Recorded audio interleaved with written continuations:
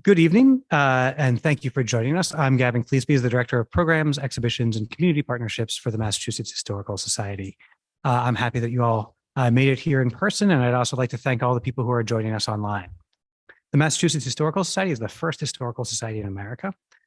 We have been serving researchers for the past 232 years, and we have an amazing collection in our archives, all of which we make available to researchers and the public.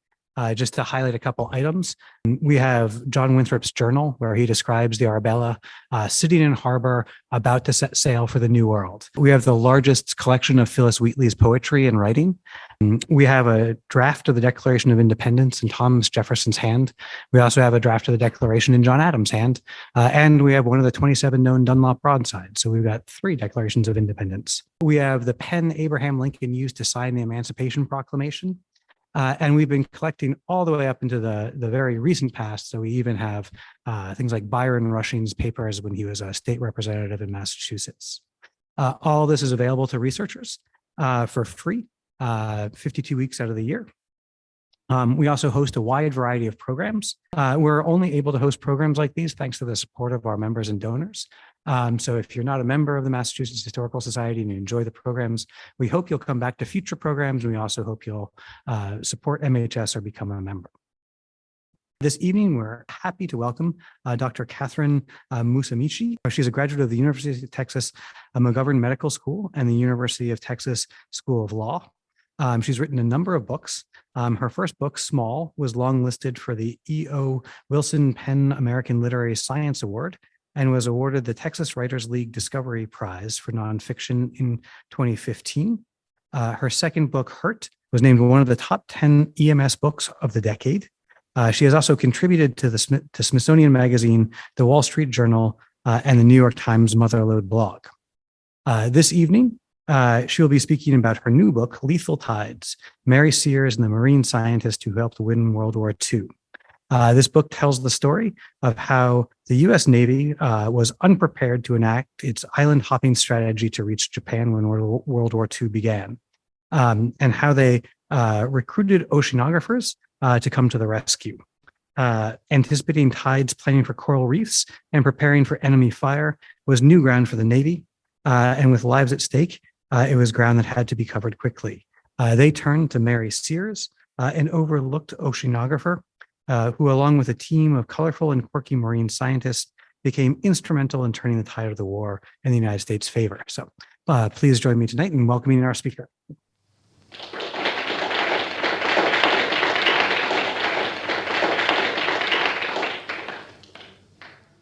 I'd like to thank Gavin for that wonderful introduction and thank the Massachusetts Historical Society for inviting me here today, and Olivia for helping make the arrangements, and thank all of you for taking time out of your busy schedule to be here. I was so thrilled to be invited to speak here in Boston, because Boston is the heart of what I call Mary Sears country. It's a small nation. It extends from Wayland, about 20 miles to the west. I have to say that for anybody from Texas who's watching. I know you all know where Wayland is, and it extends through Boston all the way down to the Cape, to Falmouth and Woods Hole, where Mary Sears spent her entire career outside of the war years. And the other reason I'm excited is because this is definitely a major part of Massachusetts history, the story of Mary Sears. Because if you have any connection to Wayland, if you're a native to Wayland or have lived there, this is part of your history. If you have any connection to the Windsor School or an alumni of Radcliffe College, if you've been to the Museum of Comparative Zoology at Harvard, this is part of your history. And I'm just so happy that I can bring this story to the forefront.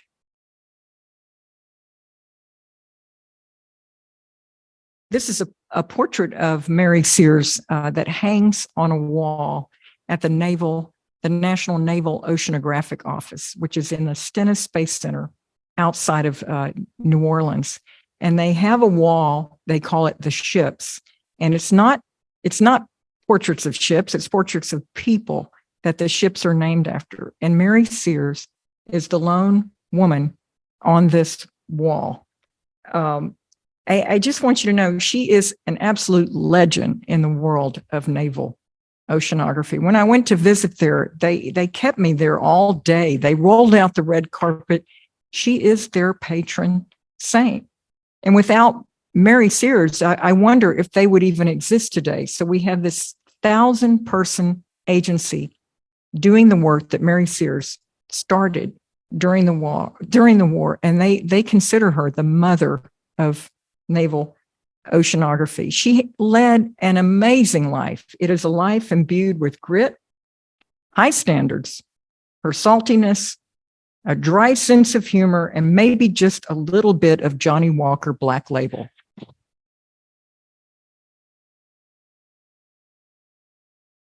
The Sears family was very well known in whaling. Her great-grandfather, many of you have probably heard of already, Edmund Hamilton Sears, he came to Wayland in 1839 as a minister at the First Parish Universalist Church. He was an ardent pacifist and abolitionist. And he was also a poet, and he wrote over 500 hymns, including the one that became, it came upon the midnight clear and it came upon a midnight clear. These are her parents, Edmund H. Sears II and Leslie Buckingham Sears. Her father was a felt merchant from Boston, listed on the social registry. Her mother was a socialite from Boston. Their wedding, which took place in Wayland at that same church that her great-grandfather had presided over, it was a special occasion listed in all the society pages of Boston. And they had to add extra passenger cars to the trains. So many people were coming down to Wayland for this picturesque wedding. And they exited the wedding in storybook style on horseback and rode off into the sunset.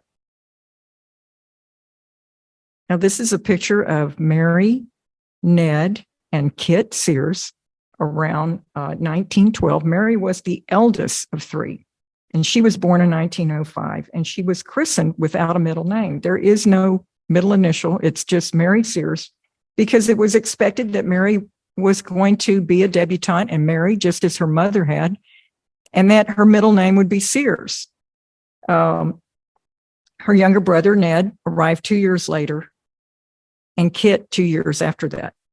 They grew up in an idyllic setting in a large 3-story house that abutted herd pond, and they frequently took out the horse-drawn carriage. And this is a photograph that I got from the Wayland Historical Society. Mary's great uncle was a nature photographer, and Alfred Wayland Cutting was his name. And if you want to see some beautiful photographs, his collection is at the Wayland Historical Society. And, unfortunately, the idyllic life was interrupted when Mary's mother died when she was 6 years old of a case of polio. And it was a difficult time, I think, for the family. Mary's father was bereaved by the sudden loss of the love of his life. And he left maybe to do business, but he left to travel in Europe for a very extended period of time. And Mary was raised by a patchwork group of domestic help and neighbors and relatives. One bright light was a woman named Sophie Bennett, who lived in the neighborhood, but was also a teacher at Windsor School.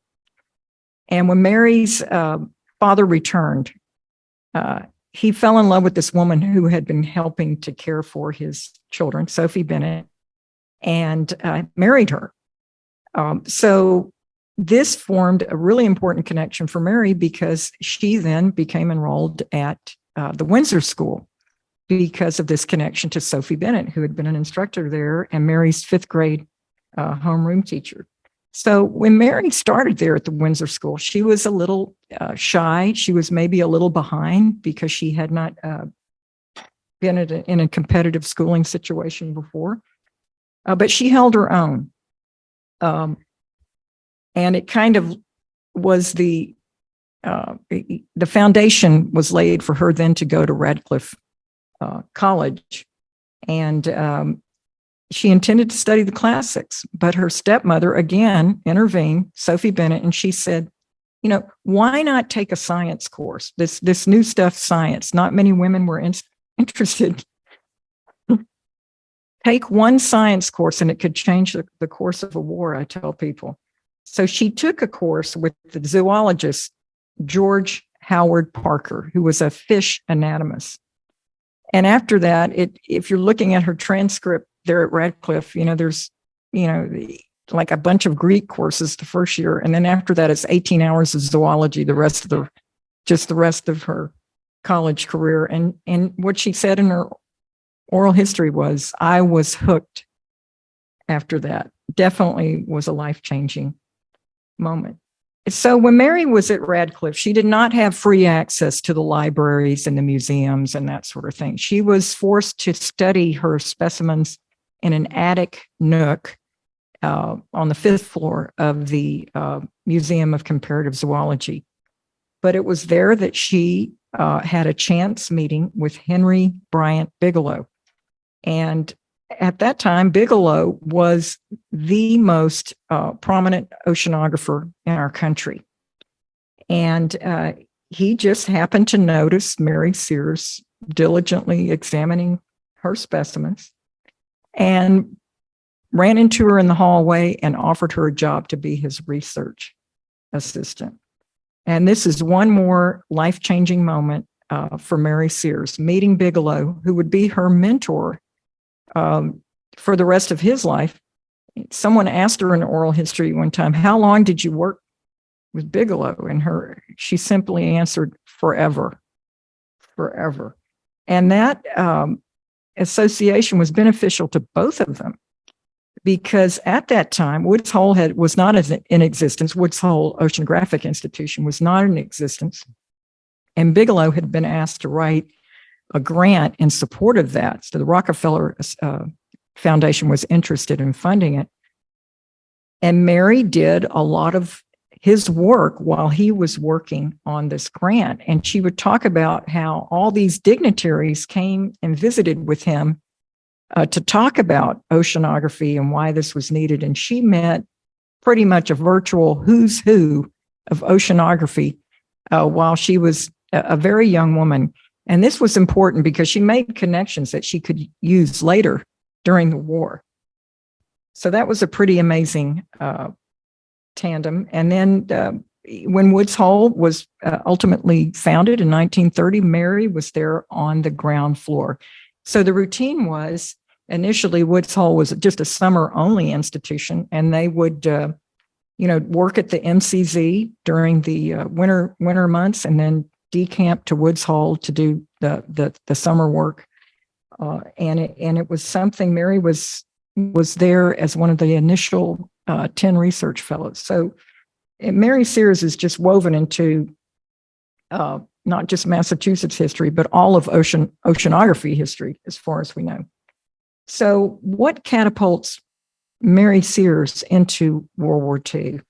It's the same thing that catapulted us into World War II. It was this attack on Pearl Harbor, December 7th, 1941, in which there were 3,500 casualties, 19 Navy ships destroyed, and 180 aircraft put out of commission. This event forced us to act and to declare war 27 hours later on the Japanese. It was a frightening time, especially for people on the West Coast, because no one knew if they were going to continue to come across the Pacific and attack people. And as Roosevelt confided to his wife, Eleanor, he didn't know if we had the capability to fight in a two-ocean war, and a war that covered both the Atlantic, shown here on the left, and in the Pacific on the right. We were already fighting in the Atlantic, kind of under the radar. We were already helping to protect merchant convoys that were crossing the Atlantic. All of a sudden, we have a whole new ocean to cover as well. The largest ocean in the world, 64 million square miles of ocean that we don't know very well outside of Pearl Harbor and Hawaii. And not only were we going to take on a new war, but we were going to fight a different way in World War II. We were going to fight in the ocean for the first time. In World War I, shown here, troops sailed across the Atlantic and they docked in friendly harbors. They got out, they had a cigarette, they got in a Jeep, and they went to the front and fought there. Not so in World War II. Every one of these amphibious landings was going to be a fight. It was going to be opposed by the Japanese, or as slightly larger landing that took place in a place called Normandy by the Germans. So this was a whole new method of warfare for the American troops, and there was a steep learning curve with that, as you can imagine. And the way when I was researching this, the way this, it just really reminded me of the war in Iraq, how we were kind of thrust into it without really quite having our game plan set. And there was a lot of trial and error in learning how to fight that way. Well, on December 7th, 1941, Mary Sears, the marine biologist who would become the first full-time oceanographer of the Navy, was sailing on a fishing trawler off the coast of Peru.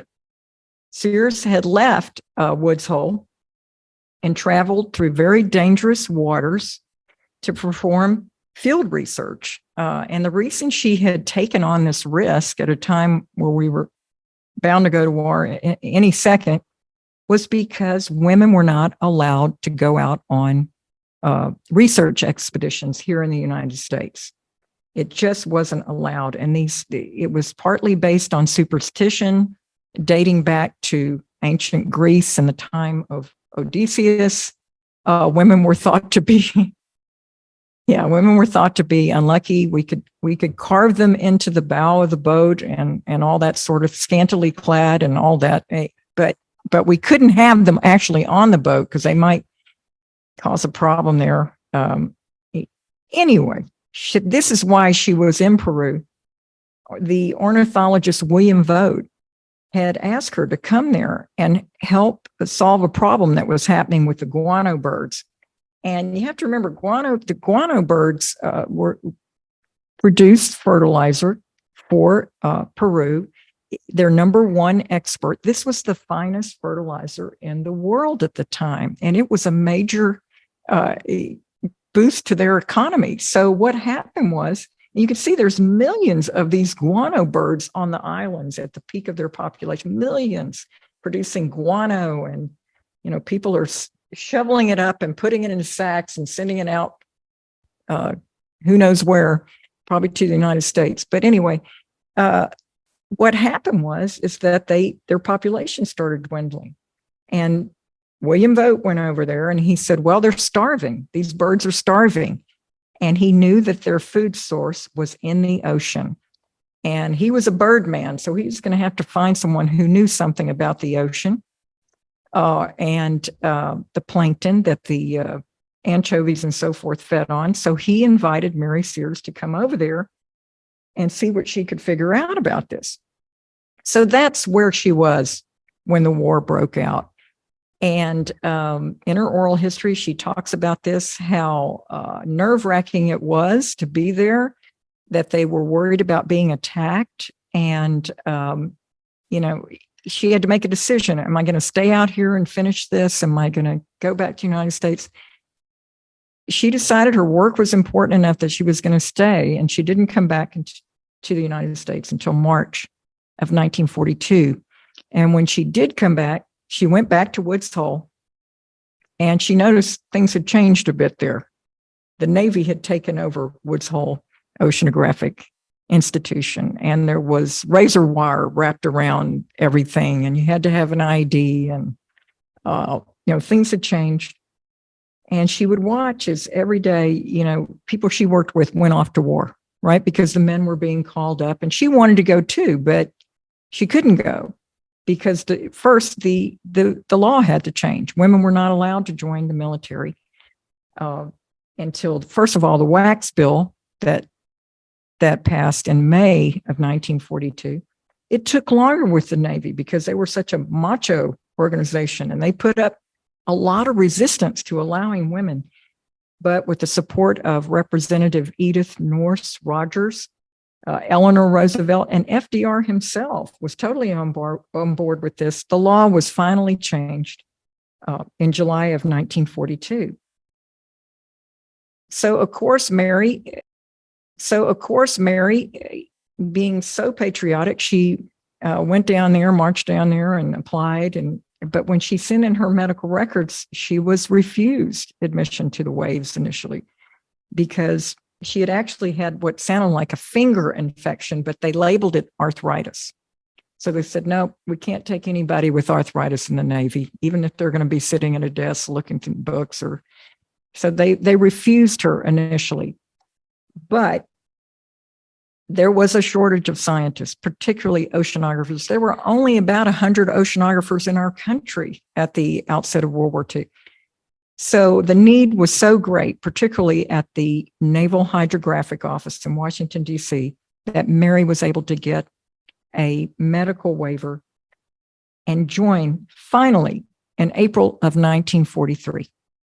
Think about that date for a minute. We have been at war for a year and a half without a full-time oceanographer in the Navy. Mary finally gets in and takes her place as the first full-time oceanographer of the Navy by herself at a desk that has been shoved into the Maritime Security Division at the Hydrographic Office. And the Hydrographic Office during World War II was just a place that had, talk about the perfect storm. These are people that before the war were leisurely printing charts, nautical charts, and they put out about 500,000 copies a year of nautical charts. But with World War II, at the peak of World War II, they were putting out 12 million copies of nautical charts. So they went from 500,000 to 12 million. So they were under extreme pressure. They didn't have enough people. They didn't have enough space. Their equipment was outdated. But still, they had to perform. And on top of that, they had to issue new reports. Everyone needed maps to get to places they'd never been before. And this tiny little agency had to respond. And they performed admirably, believe me, but it was a place under duress throughout most of the war. Here are some of the people that joined Mary at the Oceanographic unit. And this is where we get the quirky group description. Fenner Chase Mary had known him as a graduate student at Harvard, and he was a hermit crab expert. And then was Dora Henry from the University of Washington. She was known as the Barnacle Lady. That's right. She studied barnacles, but that was really important to the Navy too, right? Because they would attach to the hull of the ships and slow down the ships and decrease fuel efficiency and all that sort of thing. But Dora just did some incredibly interesting things out there in the Seattle area. When the police would pull a body from Puget Sound, and they wanted to know, like, where did this body come from? How long has it been in the water? They would call Barnacle Lady, and she would go in there and take the barnacles off of the tennis shoes and the pants legs, and she said barnacles are on everything you pull out of the water, and she could date, figure out how long and what species had, where the body had traveled from. So she was brilliant. And then there was Mary Greer, the oceanographic librarian. She had worked at the University of Washington with Dora Henry. Well, when the war started, at University of Washington had kind of a blooming oceanography department, but it had to close because their head guy went to the Navy. And Mary Greer had to go to work at the Boeing plant doing quality control on airplanes. And I just think, the moment, I just would like to have seen her the moment she got the phone call. Oh, you can put down the clipboard and go back to the library, Mary. We need you in DC to join the Oceanographic unit. So this was the core group. Mary, they worked with other people. Mary called the enlisted girls, who were some of the 350 waves that were at the Naval Hydrographic office during World War II. And I think she called the Navy Blue Jackets, the men, I think she called them the little boys. I don't know why, but knowing Mary, that kind of makes sense. So Mary, she covered a lot of real estate as an oceanographer, but one of the first projects they gave her to work on was this issue of how to predict the drift of an object at sea. And what had happened was the World War I ace, aircraft bomber, Eddie Rickenbacker. He was also involved in World War II doing some special projects.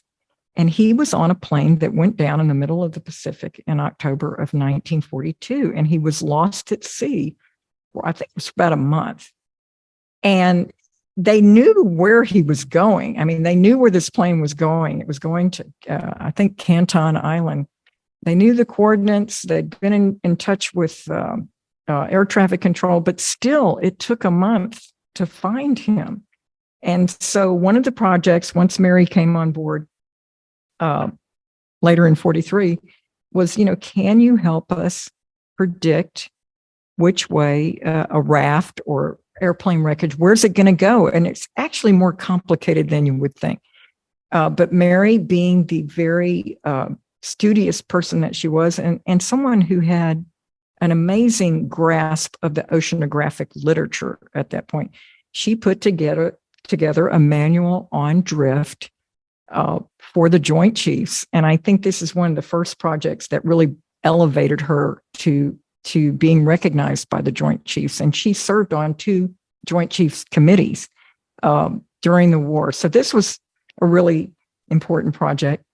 And then she and Fenner Chase worked on these silk rescue maps for downed pilots. So they figured out, well, if a lot of planes were going down in World War II. First of all, aviation was fairly new then. It wasn't the thing it is now with everything we know about it and the safety and so forth. But also, they were being shot down because of combat. There were mechanical failures, and people were just being lost all over the place, particularly in the Pacific. So they came up with this project, and Mary, they weren't the only ones that worked on it, but she and Fenner Chase did work on these maps that would have the currents in any given area, the ocean currents and how strong they were and the direction they were going. And they made these maps out of silk so they could either wear them around their necks or keep them in a pocket of their flight jacket. And Mary was amused after the war because she traveled in Europe and in the department stores that were using these same maps as fashion accessories. She got a big kick out of it. One of the really important projects she worked on was the analysis of Bathythermograph data for submarine warfare. And I could talk about this all day long. I'd probably get a million things wrong about it if I did. But what I can tell you about it is this is important for identifying thermoclines. And those are the areas of temperature differential in the ocean in which a submarine can hide. And the reason it can hide is because if a ship on the surface is pinging down with sonar, those rays get bent by the thermocline. So basically, the thermoclines are the safe areas, and the way you identify them is by measuring the temperature at varying depths. And during World War II, you took your life in your own hands when you went out to try to make these measurements, because as you can see with the sailor, these men had to stand on the surface of the ship and lower this very heavy, like 20 or 30 pound bathythermograph over and over down into the ocean and back up again and down and back up again. And each time they would take out a little glass slide that was smoked with skunk oil. Do not ask me why it was skunk oil. And they would get a very primitive tracing that they could then extrapolate what was the temperature at varying depths. So Mary was not out there taking the measurements, but what she was doing, the information would come back to her, and she would then disseminate it to the troops. That was part of her job. She would send out a bulletin called the Submarine Supplements to the sailing directions, which would kind of give submarine skippers an idea of what the depths, the safe depths were in a particular region. And she would also report just observations from different submarine. It was kind of like the Twitter of the day. Here's what this guy's saying about it. Here's what this guy, and all these remarks would be circulated among the submarine captains. So this was another really important project that the Navy later recognized her for. I think this particular project was the one that, to me, really stood out when I was studying about Mary Sears. And the way these came about, there were conferences between our Joint Chiefs and the British Joint Chiefs. And they would get together with Winston Churchill and FDR, and they would strategize, like this is war planning at a very high level. Where are we going to go next? What are we going to do? And FDR said every time he went to a meeting with the British, they kept pulling out all these position papers and all this information, and we didn't have that information. We didn't have anything like that ready to go. Like, what, and there were, Mary worked on chapter 3, Oceanographer, but there were like 12 chapters, which would tell you everything about a region that impacted any kind of combat operation, whether it was by air, sea, or ground. Things about the terrain, things about the water supply, were there native peoples there, and very exhaustive reports that the British seemed to have, but we did not have. So he came back to the Joint Chiefs and he said, fix this. We need to get these reports so that we're on an equal playing field with the British as we're planning. So this huge undertaking to start making these joint Army-Navy intelligence studies started again mid-war, started after Mary had been there, and she was the representative, of course, from the Oceanographic unit and took responsibility for chapter 3. And this is another thing I could talk about all day long, but as I tell people, my knowledge of oceanography stops at 1945. So I'm sure it wouldn't be a very sophisticated talk, but there was information about tides, waves, currents, coordinating the tide with the time of day, which was important for planning what time a landing would occur, salinity, bottom sediments, acoustic conditions, and biological factors like the seaweed concentration and the degree of bioluminescence in an area, which was important because if a ship is going through an area with a high concentration of bioluminescent organisms, it's going to stir up a bigger wake, which would be quite obvious to an enemy aircraft going overhead.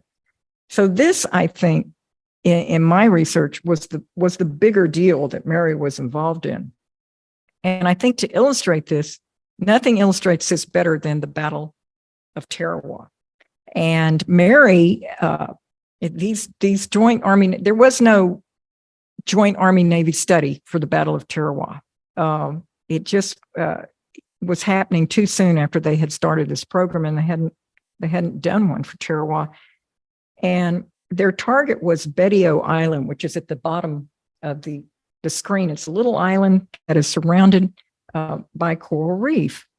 And so on the eve of this, what would be one of the first really huge amphibious assaults during World War II, the questions were, would the tidal levels be high enough for the Higgins boats to cross over the reef? They needed at least a 4-foot draft to get across the tidal, to get across the barrier reef. And there was no other way to get across it other than this way.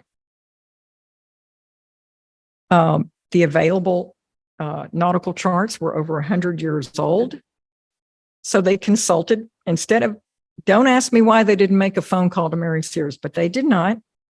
They probably didn't even know she was there. They consulted foreign experts and locals for some tidal estimates, and they were assured that they would get at least 4 feet. I think actually they were told they would get 5 feet. 5 feet of draft, which should be plenty for the Higgins boats to get across. And the Higgins boats, they're kind of interesting. They were designed by Andrew Higgins down in New Orleans for logging operations in the swamps, the shallow swamps of Louisiana. So this was the perfect boat for these landing operations. But just as a backup, they acquired a limited number of what were called Amtraks. They were the first generation amphibious tractors. And the problem with the first generation of anything is it's just not that good. And in this case, it was never meant to transport troops. It wasn't armored. It wasn't very sturdy. The exhaust pipe was too low. The water got in it. They quit working.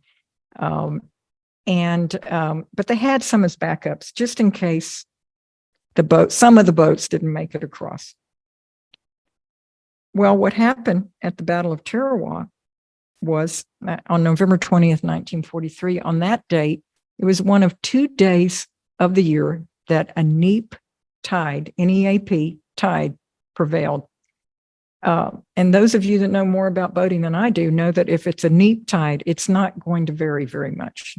There's going to be it's just going to be a low tide. And on this one, it was not just a neap tide on one of these 2 days of the year, but a neap tide when the moon was in apogee, furthest away from the sun. So it was the lowest of low tide with very minimal variation.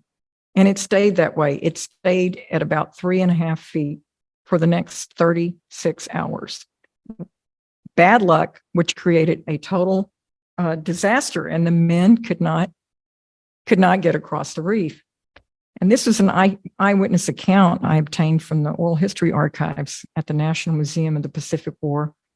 This was a 17-year-old machine gunner, Charles Pace from West Virginia, who said, "We'd watch these lines of Marines climb out of the Higgins boats as they worked up to the reef and then try to walk ashore, and occasionally we'd see a man disappear.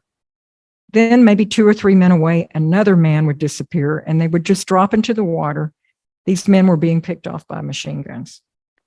And on that day, out of a landing force of 5,000 men, 1,000 were killed, 300 just trying to get across the reef. But of course, if your initial troops are not getting across, the reinforcements are delayed, and it throws the entire operation into disarray. So 1,000 men were killed and another 2,000 wounded. So over half of the initial landing force is out of commission. So we had high casualties, stranded boats, wrecked Amtraks. And even though we prevailed, we captured the island, it was a PR nightmare. And this is Admiral Chester Nimitz on the left. He went to visit and he had to walk through corpses and see the devastation. And he was getting letters from mothers saying, "You killed my son at Tarawa." And this was a huge disaster. The Navy held, the Senate Naval Affairs Committee held hearings. And after this, I think Nimitz said, things have got to change. And what we noticed in the Joint Army-Navy studies, and there was a series of, I went through thousands of documents from the CIA, Freedom of Information Act website, and I had the minutes to the meetings, and they would issue priority lists. After Tarawa, the priorities change. Before Tarawa, they weren't really in sync with what was happening in the Pacific. After Tarawa, suddenly we see the Pacific targets come to the top of the list. And all of a sudden, people like the oceanographers are studying those targets that are upcoming. And you can see down here, this is sort of a diagram of the Pacific campaign, at least the central part. The Battle of Tarawa is down here at the bottom. We have all this way to go, these blue lines, to get to Japan. So we're just at the beginning. And we have to fix this. because we can't have a Tarawa happening at every single place because we won't have enough troops by the time we get to the end. And so things did change. And these, if you can appreciate this diagram here, these little squares, all these numbers, these are the different Janus reports that people like Mary Sears performed on all these different areas. And we did not attack all these areas. We did not invade all these areas. But every single report became important during the course of the war, because even though they weren't direct targets, there was still a lot going on. And then after the war, there were 149 prisoner of war camps in the Far East that were sprinkled in here. And we had to find those prisoners of war. There were something like 60,000 prisoners of war. Once the Japanese surrendered, of course, they weren't going to tell us where these prisoners of war. So we still used all this information to navigate and to get to the prisoners as quickly as possible. After the war, Chester Nimitz, Admiral Nimitz, issued this commendation to Mary Sears. It said, "In your capacity of oceanographer, you were frequently called upon by the Joint Chiefs of Staff to furnish critically valuable information for use in combat operations. Your performance of all these duties was at all times exceptional and beyond the high standard normally expected." They didn't just pass these out to anybody. This was a big deal that Mary Sears receives this honor. And I put together a list of just a few of the things I know that she did. Oceanographic Unit Leader, Secretary of the Joint Chiefs Subcommittee on Oceanography, gathered intelligence for the Janus reports, performed last-minute calculations in the middle of the night for Pacific combat targets. And she, of course, was in a liaison with Woods Hole Oceanographic Institution. So she covered a lot of ground. She returned to Woods Hole after the war, where she joined what was largely an all-male staff. She was still unable to go to sea, but she continued to use her prodigious research skills and compiled data to fill in 250,000 index cards. So we didn't have computers then. So Mary kept track of what was going on in the world of oceanography with these index cards. And I think it was in the 1950s. These were published in a 15 volume of oversized reference books, the most comprehensive oceanographic index ever created. And she did all sorts of amazing things. And I think this is one of her greatest legacies, the Naval Oceanographic Center down there in the Stennis Space Center, where there are over 1,000 employees. And then in 1999, 2 years after her death, as Secretary of the Navy selected Mary Sears for the honor of having the Oceanographic Survey, the USNS Mary Sears, named after her. And they cited her work in thermoclines as the number one reason. Of course, she worked in naval intelligence, where much of her work was classified. So we may never truly know the extent of her clandestine activities. I also just want to point out that in that last picture, that's Caroline Kennedy and a naval oceanographer I met, Allie Skiles. So the USNS Mary Sears was docked off the coast of Australia, and our ambassador to Australia, Caroline Kennedy, went on board for a tour, and a really quick-thinking oceanographer gave her a copy of my book. I think that's pretty incredible. You know what?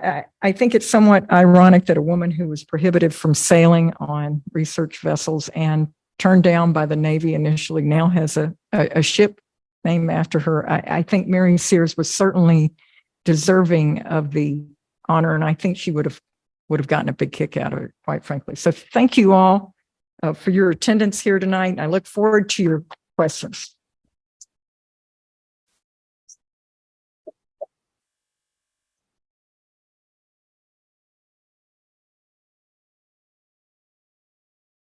Well, I'm the daughter of a 19-year-old Marine who made the amphibious landing at Saipan. So I am now realizing that I may have Mary Sears in part to thank for sitting here.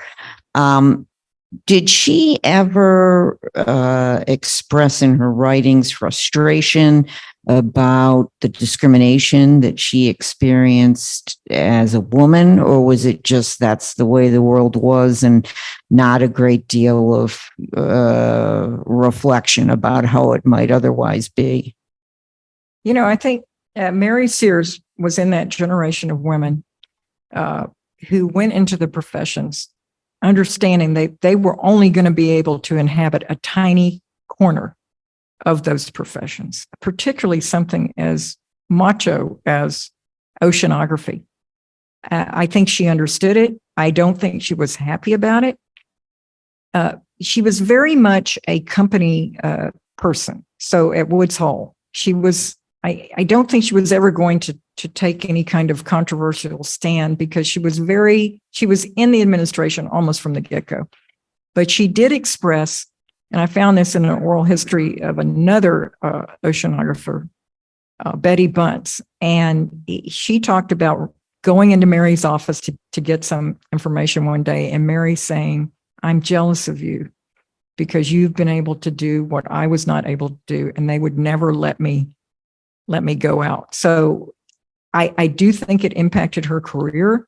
I think it marginalized her scientific research, even though she found other ways to contribute. I mean, she organized the first Oceanographic Congress in 1959 at the UN in New York.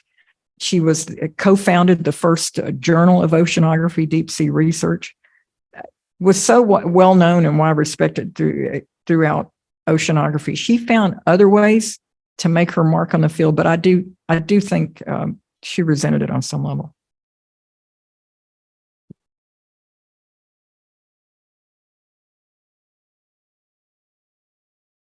We have some questions online. Pat asks, how did you come across Mary Sears and become interested in researching her?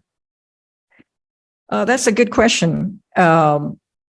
I was looking for a woman in World War II to write about. When I wrote my second book, Hurt, which was a history of injury care in the United States, I had injury care early on paralleled the history of wars in this country.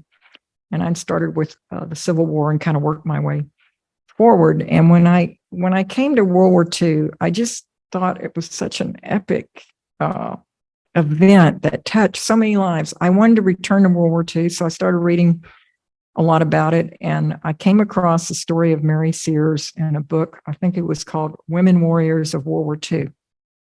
And I was actually honing in on someone else, a mathematician, if you can believe that. And then I read about Mary Sears and I was like, oh, no, this is so much better, because it wasn't just Mary Sears' story. It was the story of the coming of age of oceanography.